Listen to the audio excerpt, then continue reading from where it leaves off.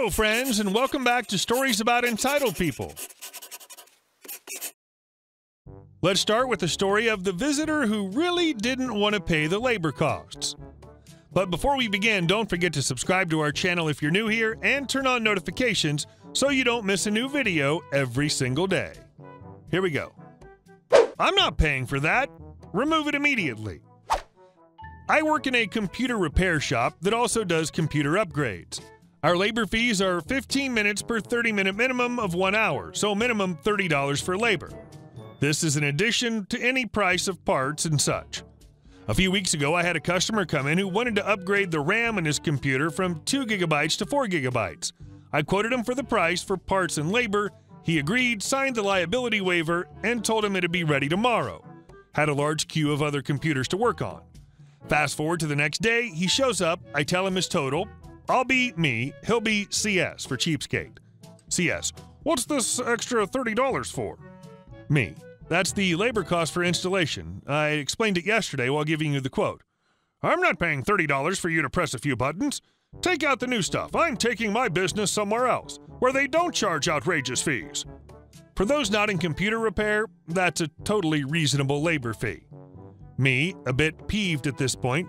Yes, sir, it'll take about 5 minutes.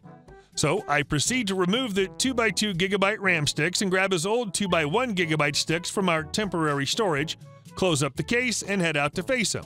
I hand him his computer while he's glaring at me, then pull out the anti-static bag holding his RAM and place it on the counter with the sticks on top of the bag and just look at him. And what are these? I'm not paying your stupid labor fees. These are your old RAM. I removed the new ones, and since you're not paying labor fees, I'm not putting them back in. He proceeds to glare at me and reaches to grab the entire bag, not just the sticks. Oh no, sir, the bag is ours. Only the RAM is yours. He proceeds to palm the RAM, possibly damaging it, and walks out. If looks could kill. And our second story. Be careful what you wish for. So I'm a happily divorced dad of 2 beautiful kids, a 5-year-old girl and almost 4-year-old son. My ex and I met in my home state of Illinois. She was a Navy brat, so her family's from Texas. We fell in love very quickly, got married after a year, and was expecting my daughter after 3 months. We found out she was pregnant with my son almost 4 to 6 months after my daughter was born. A month after he was born, I found out she was cheating on me with at least 5 guys. Later found out it was around 8. Obviously, I filed for divorce. I got the lawyer, changed my banking accounts, and presented her with papers. The first copy was rejected for a reason I can't quite remember. Upon revision, I had my lawyer also change the custody from me having the kids every other weekend to every single weekend. Much to his surprise, she signed it. We shared the kids accordingly. She was super PO'd, but there was nothing she could do about it. And when she or I could no longer afford to live in the state, she moved back to Texas. Fast forward 2 years without seeing the kids. Couldn't afford to see them except on one Christmas. I got out of the Navy, moved back home, and got the kids for 3 months. I was appalled by their development delays. Both kids were rated in the bottom 5% of kids their age. My daughter didn't have a clue about potty training at 3, barely speaking, and had no awareness of adult authority. My son was not even close to walking, nonverbal, wouldn't eat most meats, and was afraid of grass. When I returned them, my daughter would listen to adults, was potty trained, and speaking in almost complete sentences.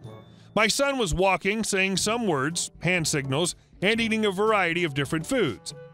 I worked my butt off to get them there, also spent a lot on 2 times a week therapy for both the kiddos, money well spent. Anyways, I stayed in Illinois for about 1.5 or 2 years, gathering up enough money to move to Texas. I had a little amount saved, but started dating a girl who I came to find out was wanting to move to Texas, so we pooled our money together and moved down. We got down to Texas and lived out of hotels for around a month, found jobs, found a place, and moved in. I work in a sales position in a large bulk-type store, and my girlfriend works at a sandwich place. At this time, my ex and I are not going by the divorce decree custody days because of convenience. Well, a person ended up quitting the job and I had to take their hours, so my girlfriend got permission to bring my kids to her work. The GM loves them. Well, they were being toddlers and she texted a mutual friend of my ex and me asking if she could watch the kids for a few hours. That got sent to my ex and new hubby got pissed, and they came to my work and chewed me out, saying that I need to take the kids' well-being more seriously. Roger that, effers. Now I realize I messed up that day. I wasn't mad at what they said. I was pissed at the fact that they did that in front of my trainee, a customer, and coworkers. Malicious compliance/revenge. During my setup phase, I was not paying my full child support, which was kind of them, but that ended because I was now taking things more seriously. The next morning, I talked to my boss, told him what happened, and informed him that I could not work at the time specified on my divorce decree because now I'm taking things seriously, and will now have the kids every weekend. I then transferred my ex the remainder of child support, informed her that she was right and I needed to take things more seriously, so I'll be by after work to pick the kids up after work for my court-appointed custody. She was confused, but agreed. Then I called her on Friday evening to see if she has everything prepared for the weekend stay, medications for my son. She screamed, "Why are you making these demands all of the sudden?" Well, I'm just taking my kids and our agreements more seriously. I ended up letting them have the kids on Saturday and pick them up Sunday morning. I then informed my ex and hubby that we'd need at least a week's notice for any change in plans on weekends in case they had things planned, generally if they wanted to do something special with the kids if we didn't have plans even at the last minute. Since I was taking things more seriously, my girlfriend and I kept very meticulous records of any injury, diaper rash, rash on my daughter, and physical appearance upon pickup. We would treat said rashes, note any changes in our little black book, then take a photo of the pages with a timestamp. When they returned, we would note any worsening of any rash, injury, or non-treatment. We also signed the kids up for more therapy since they're still very much behind. Things went on for a few months until, surprise, my ex had enough and brought me to court to force the changes she wanted. I presented the judge with everything. The doctor's notes I had from day one, the doctor's notes from my ex with conflicting information. These notes were things she would tell the state-funded therapist for my son, as well as all the expenses for the therapies I was giving my kids. Then I showed her our notes, the printed timestamp photos, and the many times any rashes would be present or worse when we got the kids. My ex broke down into tears since she brought her entire family and several friends for support. The increase in child support she wanted was shot down and instead was almost halved since I was making less than I was prior, the expenses I had for the kids, and my overall time with the kiddos. The change in custody she so desperately wanted, well, the judge ordered it to stay the same with the change of alternating Sundays, slightly annoying. Walking out, she asked me through tears, "How could you do this to me?" To which I replied, "I was taking things with the kids seriously." And our last story. You want me to sue? Well, if you insist. A friend from school reached out to ask for help dealing with an ambulance company. Her parent had passed away in an ambulance while traveling between a nursing home and a hospital. The ambulance company sent the friend a bill which she could not afford to pay and was threatening to send the bill to collectors. Not a problem, friend. Your parents' estate is responsible for this bill. You don't have a personal obligation to pay it, so they can't send it to collections in your name. Let me just mail a short letter and they should stop bothering you. I typed a very polite letter. This person has legal representation. Please cease any and all shenanigans, and thought that was the end of this nonsense. Fast forward a few weeks when friends sent a picture of another bill. Because the law is so cut and dry on debt collection, I assumed the ambulance company had some computer or human error which caused another letter to be sent. No worries, friend. I bet someone messed up. Let me give them a call real quick and figure it out. Imagine a super cool montage of me working through a really long automated phone tree before talking to an actual human. Hey, I'm friend's lawyer. I sent a letter asking you to stop sending her collections notices. She got another notice yesterday, so I just wanted to figure out why and how to make sure these letters stop.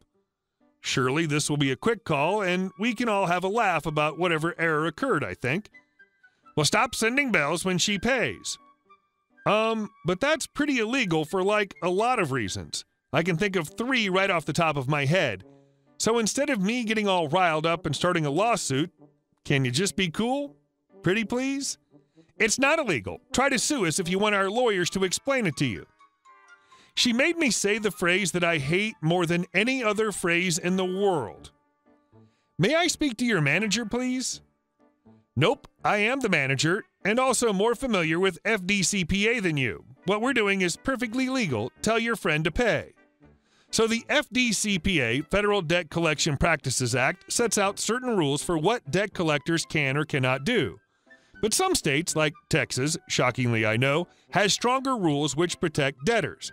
I didn't know whether or not ambulance company was violating any FDCPA things, but I knew for sure, and when a good lawyer says for sure, that means 100% for sure they were violating TDCPA. Telling me that I don't know what I'm doing is rude. Hassling a friend after a parent passed away is shockingly rude. So, last chance before I hang up to angry type a lawsuit and angry file it. You don't want me to sue on this because I will win. Please do, and we'll see you in court. Have a nice day. Click. She hung up on me. Oh man, was I pissed. Easily in the top 10 of pissed in a professional context. The whole conversation took about 10 minutes. I have a fairly high tolerance for abrasive people. Most people don't look forward to talking with a lawyer, I get it. Still, sending collection notices to the wrong person after that person buried a parent and telling me I'm a bad lawyer was pretty mind-blowing. I literally started working on this complaint as soon as I hung up, because if I threaten to sue and you ask me to follow through, my hands are tied.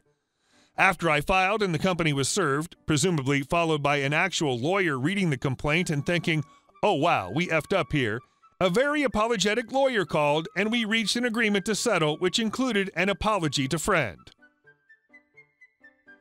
Hey guys, thank you all for watching the video, and I'll see you in the next one.